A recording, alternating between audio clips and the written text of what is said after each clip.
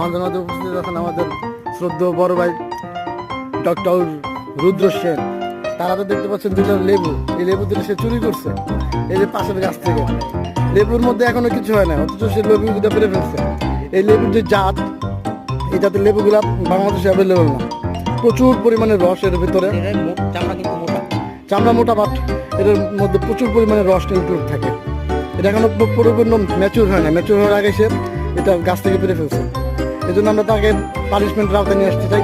ঠিক আছে, আপনারা এই লোকটাকে যদি কোথাও দেখে থাকেন তাহলে এখানেই আমাদের হটলাইন নাম্বারে যোগাযোগ করুন। একে ধরিয়ে দিন, একে ধরিয়ে দিন, ধরিয়ে দিন, একে ধরিয়ে দিন ভাই প্লিজ, একে ধরিয়ে দিন প্লিজ, একে ধরিয়ে দিন। আপনারা যদি কেউ এই ভদ্রলোককে ধরিয়ে দিতে পারেন তাহলে আপনাদের আমরা উপহার হিসেবে এই দুইটা লেবু দান করবো। প্লিজ ভাই প্লিজ, একে ধরিয়ে দিন।